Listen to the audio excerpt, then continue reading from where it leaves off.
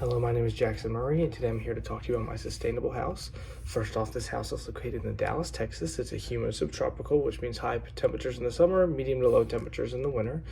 For energy, the main source of energy we'll have installed solar panels on the roof along with a battery box to store that solar panel energy so that when it's cloudy or when it's not sunny at nighttime and all those sorts of things. For water, we actually have a rain collection system. It'll take all the water from around the house, and then there's a storage further away from the house where all the rainwater is collected. And we'll also have, for wastewater, a gray water system, which will take the water from the laundry machine, shower, etc., and pump that water back onto the garden and all those sorts of things. For the building materials, we're going with two, which is recycled steel and composite concrete cement.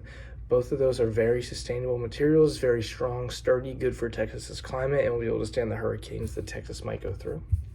For some household systems, we have a smart thermostat. The smart thermostat will help make sure that at night or when you're away that the house is at a temperature that is energy conserving, as well as an Energy Star HVAC system, which can conserve 10 to 30% of energy. And then we'll also have motion sensor lights that turn off after a few minutes of no motion, and timer lights to turn off the lights at night. There will be a garden, which is about 800 square feet. It's a very big garden, but it will support a family of 5. It'll require about 500 gallons of water a week, which is a lot, and a little bit more than the rainwater system, so water will be used from other places. For waste management, recycling is a huge part. We're gonna have lots of recycling, and we're gonna use composting for the gardens, and avoid using any plastic as possible and reusing it as much as possible.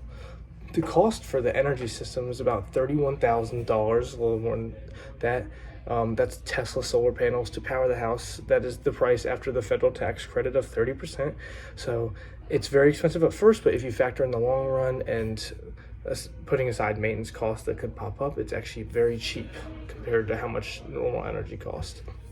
And lastly, talking about transportation, 3 big priorities for us. We're going to make sure we have an electric vehicle, no zero emissions, but then also it's using that solar panel energy. We're going to have biking. If I'm living close to somewhere I can bike to, I will bike. And then carpooling, whether that's the kids or going out to drinks with friends, I can carpool. I was very surprised during this process to learn how cheap solar panels were. I've always heard they're very expensive, and while they are a little pricey, they're much cheaper than I thought when you take in the consideration of how much energy bills are. I also learned a lot about steel, recycled steel, which I thought was a really cool element. I did not know that steel was 100% recyclable, and that's a very useful material. We should definitely try to use more for houses, and we already use them for appliances as well, but I think they're very good for buildings. And right now, if I was able to implement one of these systems into my current home, I would like to implement a garden. I think it'd be fun. I think the free food's obviously great, and that's a really sustainable practice. I think it's great for the environment.